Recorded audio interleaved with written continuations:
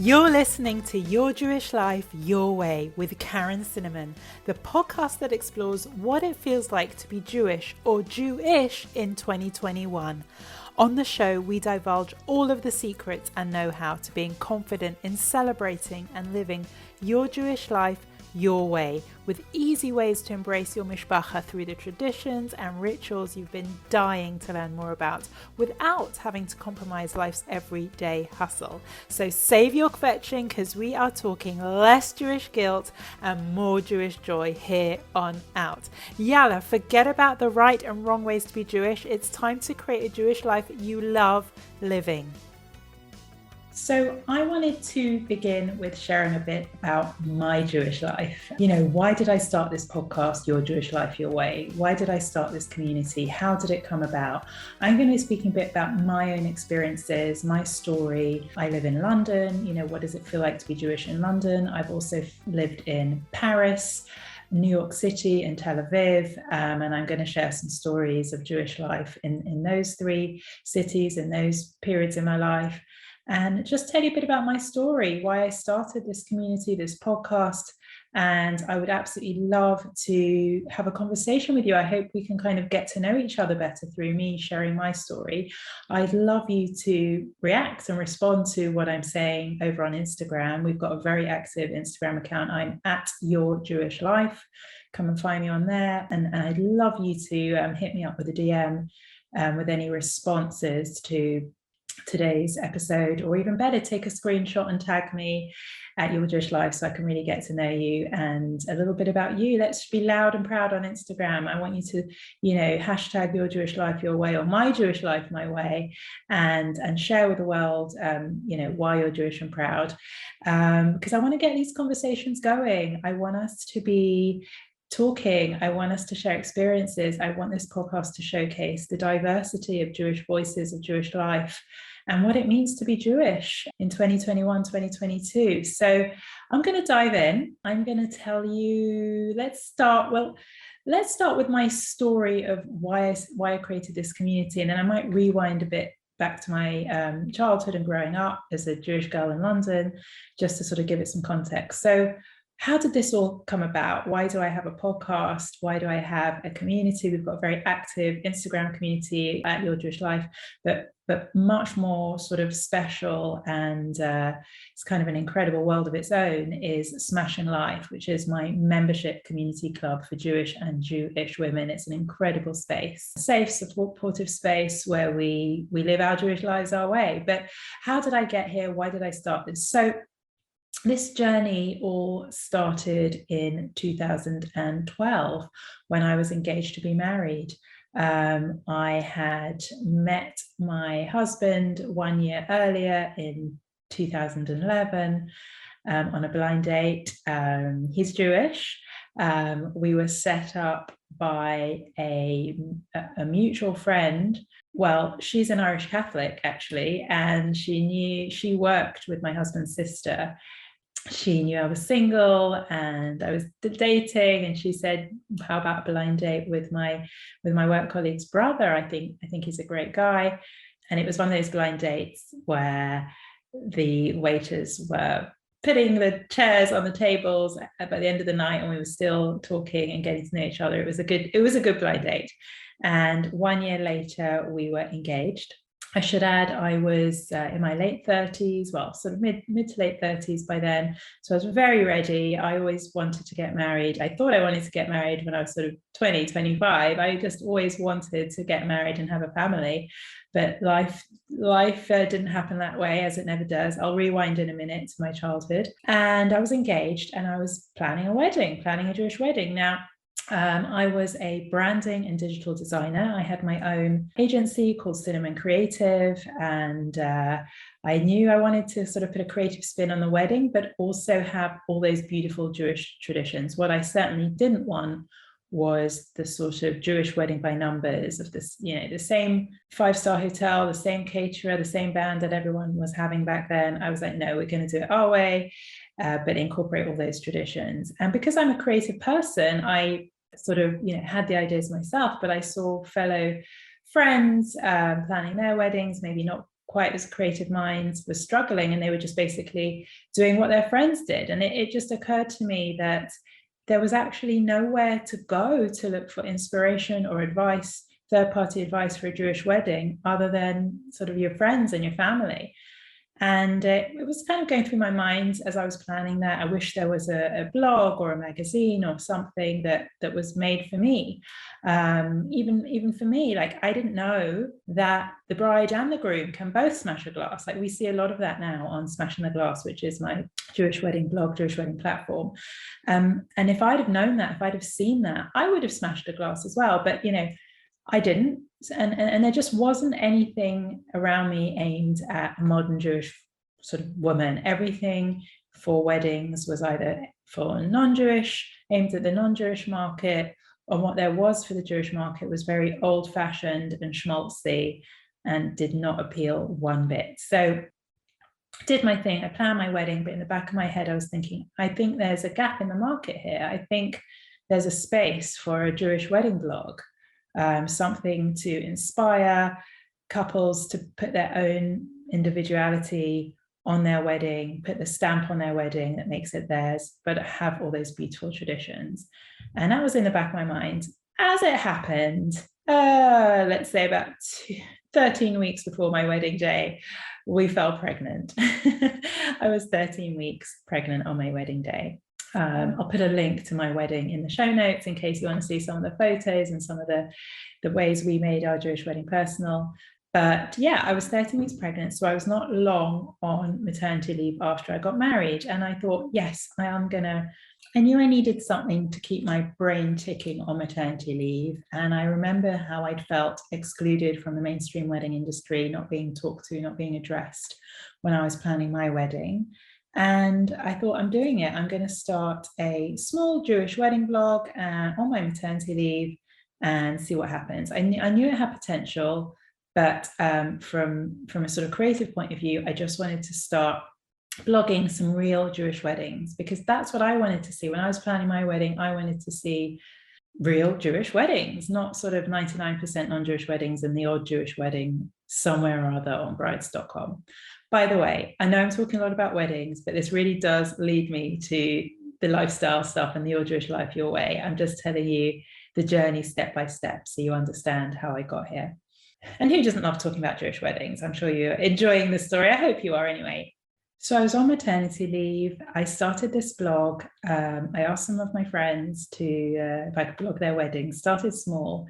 And I had the intention that I did want to turn it into a business. I thought that it had potential. And I thought, I'm just going to spend a year, making great content, building up my audience. And then in a year, I'll start looking for advertisers. As it happened, within 3 months, advertisers started approaching me. I had a new baby, but I was also obsessed with this new baby.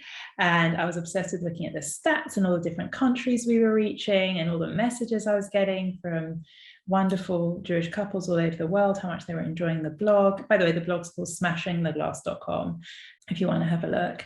And there it was. It was blooming and blossoming, just like my newborn was. And that was 8 years ago. That was back in 2013.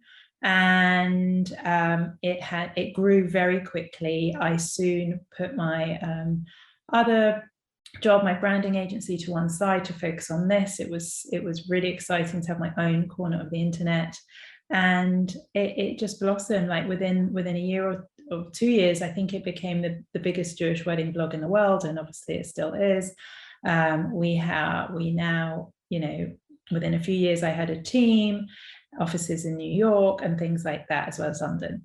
And then what happened was we were, every month, tens of thousands of couples and wedding professionals were visiting smashingtheglass.com. We had Instagram and YouTube and all sorts of good stuff, and we were reaching a lot of people. But I was also at the same time getting a lot of personal emails and messages. Can you help me with this? Can you help me with that? And I wanted to be able to help my audience in a deeper way. So I set up a membership community for brides, for Jewish brides, called Brides Club. You can find that at brides.smashingtheglass.com. It is amazing. It's really thriving. I set it up to help, brides to plan the wedding they want without the overwhelm, without the stress. There's like discounts and advice and community and sisterhood and meetups and events but actually, as much as it was helping them plan their weddings, the beautiful thing that I saw that came out of it was this gathering of incredible Jewish women from all over the world meeting, going through the same life stage of being engaged, and these beautiful friendships were being formed. And I realized that as much as my community was about wedding planning, it was also about identity and belonging.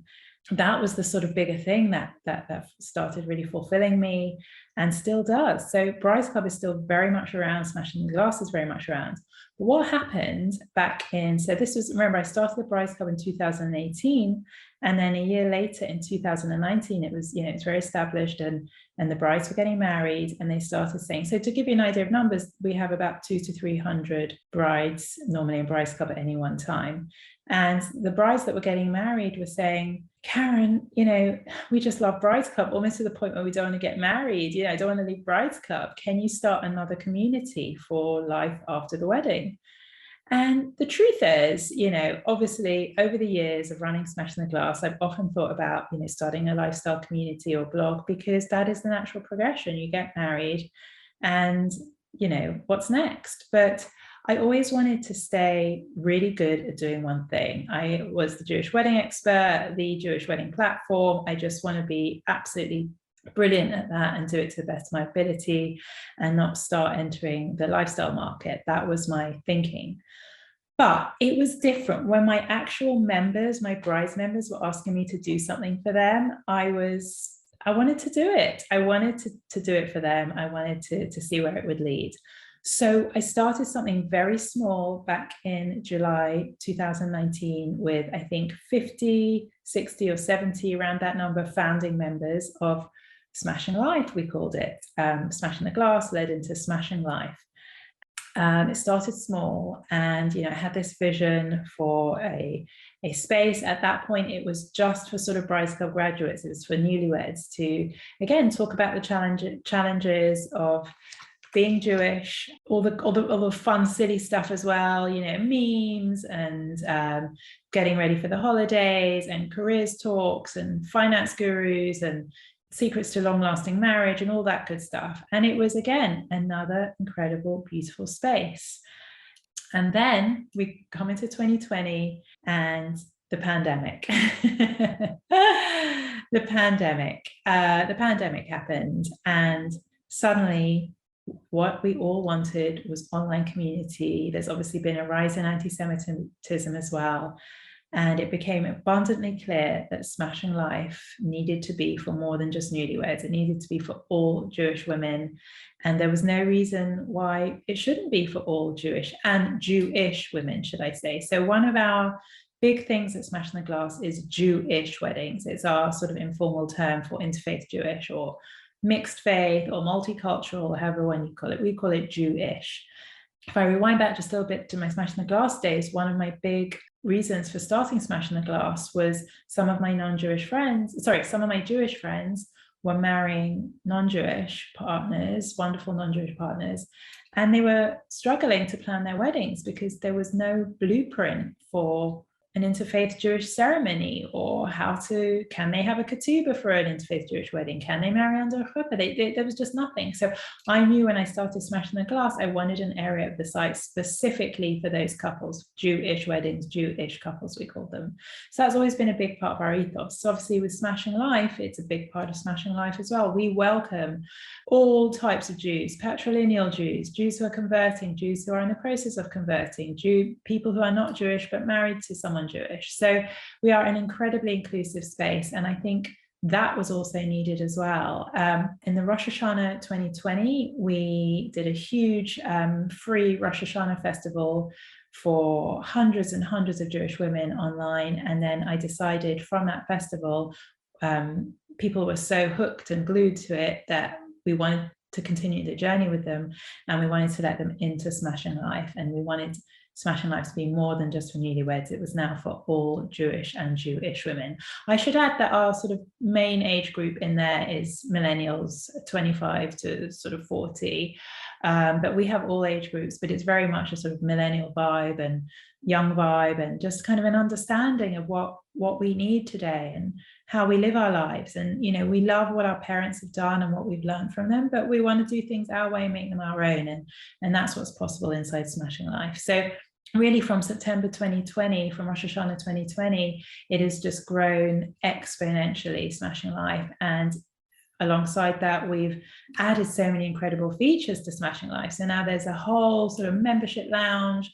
We have sort of Jewish friendship dating. It's almost like a little friendship dating website. Everyone's got little profiles. You can get to know people really quickly, really easily, people in your area, people with the same interests, people that are reading the same books as you're reading, or, you know, want to cook the same things that you do. There's all kinds of great ways to connect. We make it really easy my whole vision with Smashing Life is to build connection. That's connection to yourself, connection to your Jewish identity, and connection to others. So look, I'm not going to talk way too much about Smashing Life right now. You can find out more about it and join the waitlist at smashinglife.club. It is so much fun in there. We have masterclasses, we have all kinds of festivals and challenges that we do, group challenges, and we have meetups, and we have Hebrew classes, and we have all kinds of good stuff. It's what the members want. And it's just a place to live your Jewish life your way and build the life you want on your terms, empowered by the community. It's really amazing. And it's certainly the thing I'm most proud of today, even though Smashing the Glass is still my baby as well. You know, that is doing so well too. So that's my sort of business story. If you've got any questions around that, please drop me a DM on Instagram at Your Jewish Life, and I can kind of tell you more. Maybe I'll do an episode on a later date more about the sort of business side of things. I mean, I run with a team. I have an incredible Smashing Life team and an incredible Smashing the Glass team. We are amazing. In fact, one of the upcoming episodes is with me and Sam and Emily, two of my Smashing Life team members, Your Jewish Life team members. So you'll get to meet them a bit. So watch out for that. So and in terms of the podcast, I wanted to start, now that, you know, Smashing Life is 2 years old, Your Jewish Life Instagram and website is a year old, and we just want to I want to reach more people with this message of your Jewish life, your way, because every day I get a DM, at least 1 or 2 DMs on my Instagram account saying, thank you for creating this. Thank you for, you know, showing us what's possible, and for different ways to spark Jewish joy. You know, being Jewish isn't about the shoulds. It's not about what you must do, and then you don't want to do it because that's what you're supposed to do if you're Jewish. It's about finding the parts of the culture and the identity and the religion that spark joy, that, you know, whether it's when I was in New York in 2019, I bought a stunning Chanukiah from what was it called, from ABC, what's it called, ABC Home Stores or whatever, I can't even remember the name, ABC something and home. I'll get the, see, if I was doing this live, someone would tell me in the comments. I'm so used to doing a lot of Facebook lives and a lot of live stuff with my community where it's a bit of interactive. So it's a new thing for me, just talking to the microphone. So I'm expecting you to respond and send me DMs on Instagram and tell me what you want to hear more of as well. So yeah, as I was saying, I bought this beautiful Chanukiah. I love all things clear and perspex. I'll put a link to my Chanukiah in the show notes. It's this beautiful glass Chanukiah that gives me so much joy. And it gives me so much joy that I have it on display all year round. I don't just bring it out at Hanukkah. And that's what I mean by Jewish joy, investing in pieces of Judaica that put a smile on your face and you want to use them because they're so beautiful. Or it could be Jewish joy is eating a bowl of delicious chicken soup, or dancing around the living room to your favorite Jewish music or Israeli music. Or it could be eating a smoked salmon bagel, or it could be, you know, sitting with a Jewish friend talking about things that, you know, only you guys would understand. It doesn't matter what it is. It's the fact that that's the part of your Judaism that brings you joy. And when I look back to what I was doing with Smashing the Glass and when I started it, it's all linked up. Jewish weddings are Jewish joy, and my mission with Smashing the Glass is your Jewish wedding your way. Have the traditions, keep all those incredible rituals that we've been doing for centuries, but make them your own. So like I said earlier, you could both smash a glass, or instead of having a traditional chuppah, we've seen chuppahs made out of all kinds of things like pom-poms and crazy flags, and we've seen chuppahs made out of, I've seen a chuppah made out of books for a wedding at the New York Public Library. Make it your own. And that's our same ethos with the Your Jewish Life Your Way movement in this podcast, is do it your way. So I'd love you to send me a DM on Instagram. What does your Jewish life your way mean to you? To me, well, I've just described it. It's about doing things that spark joy, taking out all the shoulds, take all the shoulds out of it.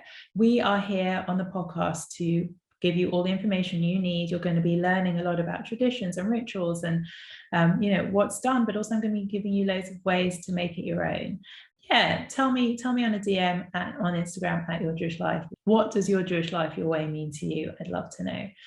So I also want to tell you a little bit about me growing up as well. I think it's really interesting to hear different stories of Jewish life, and I'm going to be having all kinds of guests on this podcast, diverse Jewish voices, and hearing about Jewish life across the world, all different backgrounds. I'm going to be interviewing people from all different cultures, people maybe also stories of people that have born Jewish and married non-Jewish, people that are not born Jewish and that have converted, and what Judaism means to them. It's just going to be, every episode I want you to leave the episode feeling enriched, empowered, entertained. I want to hear lots of funny Jewish stories as well. You're going to hear lots of that.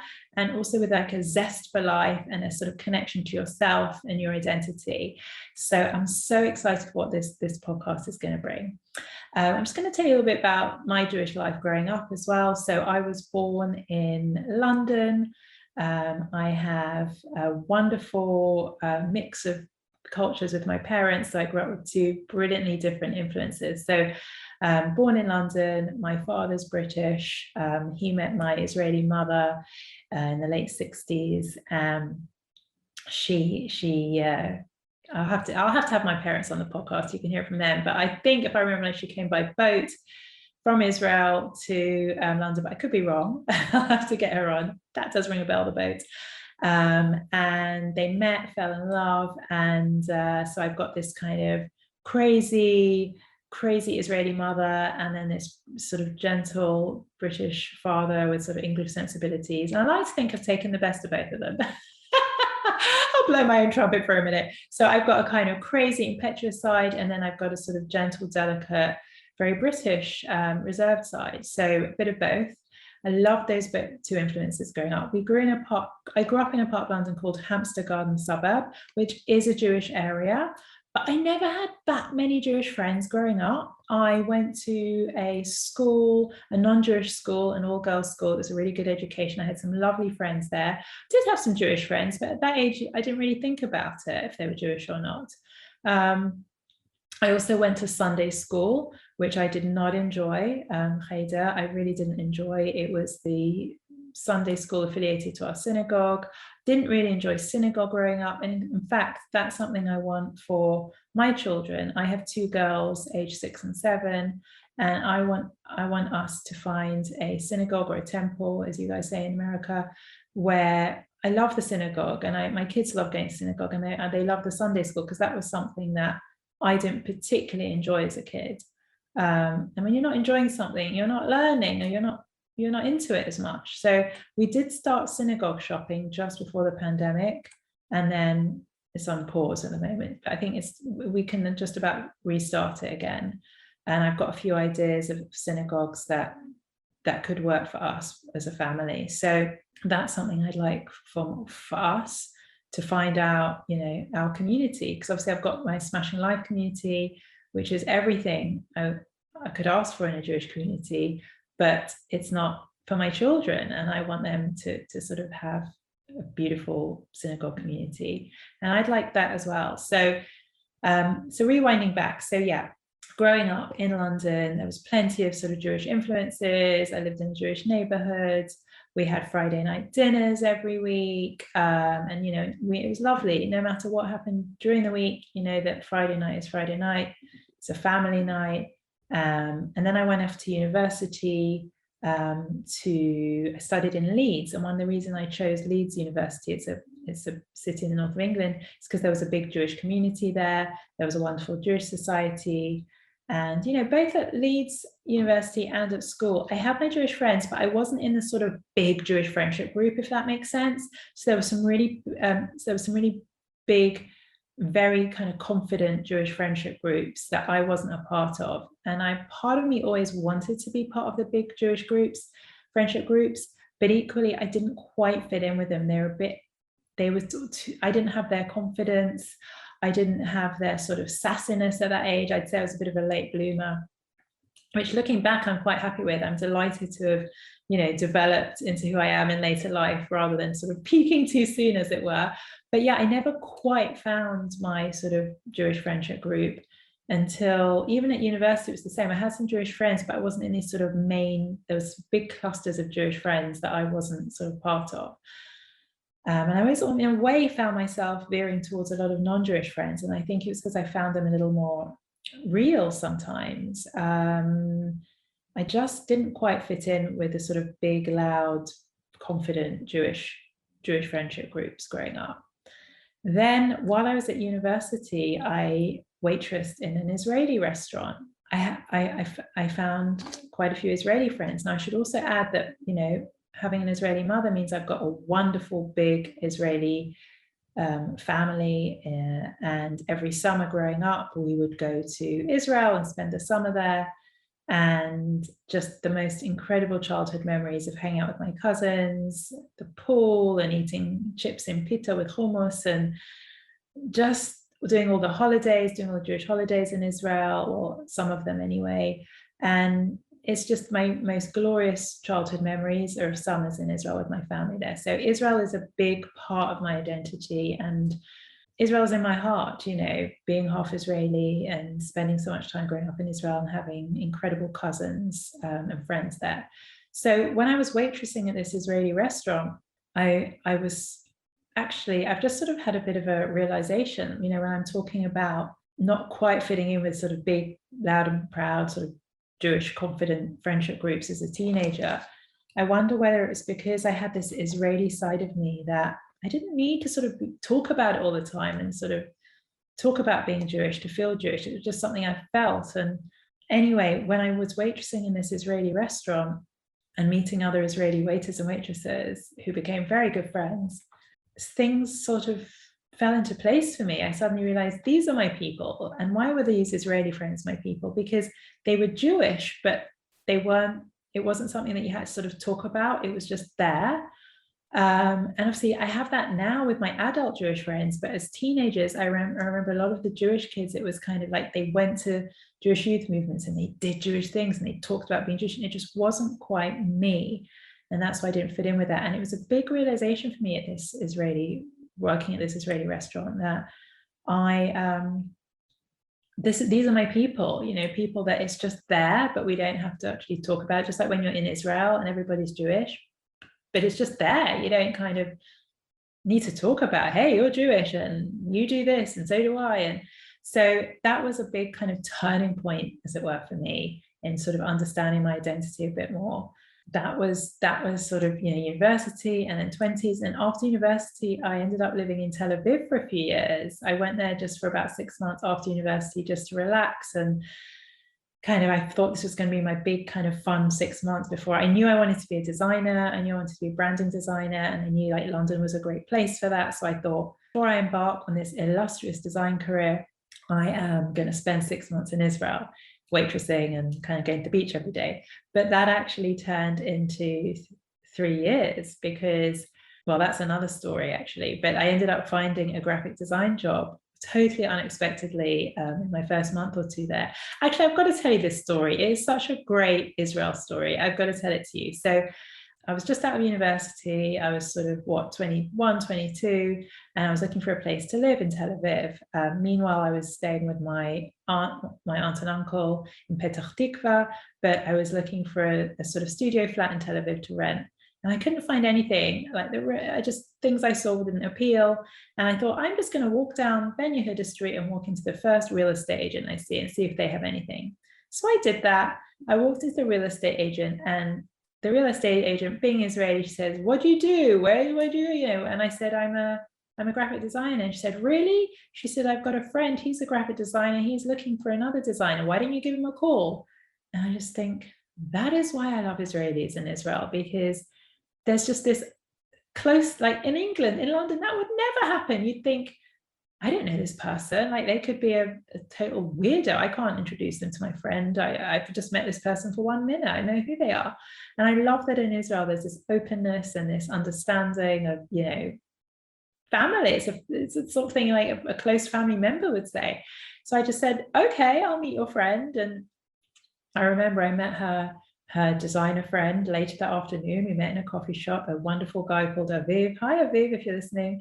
And he gave me my first job as a graphic designer. And needless to say, this woman also found me my studio apartment in Tel Aviv. I lived there very happily for 1.5 years in Bugashov. I love Bugashov. And I started as a graphic designer at this Aviv's design agency in Jaffa, and I was suddenly living the high life in Israel. I had a studio in Tel Aviv. I had a studio flat. I was had my first job out of university. I was a graphic designer. I could go to the beach at the weekends. I was making fantastic friends. I had some wonderful friends from London that had made Aliyah that I knew in Tel Aviv. Shout out to Robin and others. And I also was making some wonderful friends in Israel, in Tel Aviv. And it was absolutely one of the best periods of my life, hands down, those years in Tel Aviv. I also felt I could be me. I've often, growing up in London, I did feel a little bit constrained by society and expectations and what society expects and maybe my own expectations.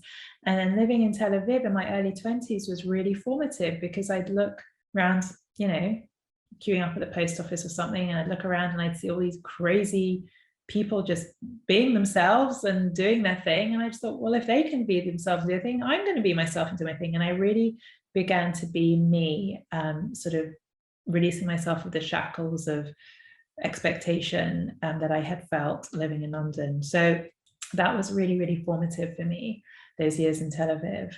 And at one point, I thought I was going to just live in Israel forever. I was so settled. I moved on to another much better graphic design job there. I moved apartments. I found a beautiful apartment. I had a brilliant flat share with my friend Robin, who I'd met at university. He's still a great friend to this day. I love Robin to bits. And life was good. But then the Intifada happened. Remember the early Intifada in the 2000s? In 2001, 2002, and there was a bomb actually at the Dolphinarium in Tel Aviv that was literally, it was one of those moments where what I was watching on TV on CNN, I could see out the window. And it just made me think, hang on a sec, it just made me stop and think, okay, I'm having a great time living in Tel Aviv, but what do I want in the long term for my life? I want to settle near my family. I want to, as in my immediate family, my parents, I want to be in London near them. And it just kind of shook me up, and I decided to return to London. I've lived in London more or less ever since. I did have a period of a couple of months, 2-3 months living in New York City in my early 30s. I was in my late 20s, I can't remember. But aside from that, I've lived in London, and I still live in London with my husband and 2 girls. Very happy here. So yeah, fast forward, and then back in London, and I was developing my career as a branding designer here, finding my feet socially, having been at the loop, living in Israel for a few years. And bit by bit, as we all do, sort of growing into myself and understanding my identity. And, I had many relationships before I met my husband, but I had many, many years of being single in between as well. And I don't know about you, but I ended up going to those kind of singles dinners and those events for singles and all that kind of stuff. And if you're listening, oh my goodness, I bet you've got a story that you want to share. So again, let me know at Your Jewish Life on Instagram. Send me a DM. I want to hear. But, I've got so many stories. And then things like, I was living in an area called Belsize Park for a while when I was single. there was a rabbi in Belsize Park that wanted to get all the single people in Belsize Park together. So he hosted some dinners, and every now and then he'd invite me. And it was this thing where he'd send me, I'm having some dinners. Are you free on this date, or that date? So you can't say, no, I'm not free on any of those Friday nights. So I always ended up feeling like I had to go. And, I did meet some great people there. But one of the reasons I'm mentioning this is because there's another thing I want to talk about on other episodes is the whole Jewish imposter syndrome thing. Because I remember going to these rabbis' houses, and I'm Jewish. Both my parents are Jewish. I feel Jewish. I am Jewish. But it's this whole thing of, I don't know what I'm doing with the washing of the hands. I don't think I'm Jewish enough to be here. Am I eating the wrong thing? Am I saying the wrong prayer? And I think we all suffer from a bit of Jewish imposter syndrome at one stage of life or another. And if you're feeling it right now, I'm here to tell you, just throw it out the window, just stop it, and just remember that it's part of being Jewish from time to time, and it's totally irrational and ridiculous. So let's stop with the Jewish imposter syndrome, okay? If you take one lesson from this episode, it's that no more, am I Jewish enough? Do I know what I'm doing? I'm not as Jewish as this person. My grandma didn't make honey cake, so my honey cake recipe from the internet isn't as good. Or I bought my Hanukkah from Target. It's not an old family heirloom, so I'm not Jewish enough. Let's stop with all this Jewish imposter syndrome stuff. And I think, again, there's room for another episode for that. On that subject, if you've got ideas for episodes or guests you'd like me to interview or things you'd like me to talk about, again, I'm expecting a flurry of DMs on my Instagram account at Your Jewish Life, so that I can understand what you want. And these episodes are for you. So please do feedback with all that. So I was single, I had relationships, but I did my fair share of Jewish single event attendance. And that is a whole other episode as well. My goodness. Again, let me know if that's something you want me to talk more about. But then as looping right back to the beginning of the episode, I did meet my husband in my mid-30s. We were introduced on a blind date, and here we are today. This September will have been together 10 years since our first date. And we are, cliche to say, but we really are happily married, and we have 2 wonderful daughters, and life is good. And, I look back on my life so far, and I think you really do get more confident of your identity and what you stand for and your values the older you get. Certainly that's been the experience for me, and it's really empowering, and that's something I try to put forward inside our community, inside Smashing Life. So if you want to know more about Smashing Life, head to smashinglife.club. We are closed for enrollment at the moment, but you can join the waitlist. There's a waitlist link there, and you'll be the first to know when a space becomes available. So just make sure you add your name to the waitlist at smashinglife.club. You can also find out more about our community membership club. It really is everything you've ever wanted in a Jewish community. It is such a special place to share Jewish joy, and we teach you these wonderful Jewish rituals that fill your life with purpose. It's also about meeting other amazing Jewish and Jewish women, whether they are local to you or international.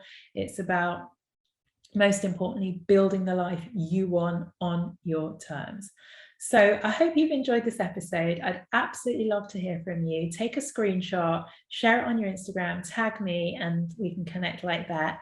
And by all means, I'd love you to also rate and review this podcast as well. That would be absolutely awesome. Any which way that we can connect, that would be great. So that wraps up for today's episode. That was my Jewish life so far anyway. If this episode inspired you in some way, I'd love you to take a screenshot of you listening on your device and post it to your Instagram stories and tag me at Your Jewish Life. I'd love to hear from you. Come on, let's be Instagram friends. If there's someone you know that would benefit from this episode, I'd love you to share it with them, and I'd love you to subscribe and leave me a review as well. That way more people will get to see the podcast, hear the podcast, and everybody can be inspired to live their Jewish life their way and have lots of Jewish joy in their life. I also want to make sure you know about my free Rosh Hashanah 2021 guide. It's a brand new guide I've created. It's a PDF guide that you can download with everything you need to know about Rosh Hashanah and celebrating 5782 in style. So it's full of everything from why we celebrate Rosh Hashanah, how we can do it in really easy ways, music you can listen to, recipes you can make, decor you can buy or make, all the rituals you've been dying to learn more about in a handy PDF guide. Of course, it covers all the food as well. What do we eat in Rosh Hashanah? What's some great music to listen to? All that good stuff. And it's for you whether you're Jewish, or becoming Jewish. Just go to yourjewishlife.co/Rosh. That's yourjewishlife.co/Rosh, ROSH. Hope you enjoy it, and I can't wait to see you again on the next episode.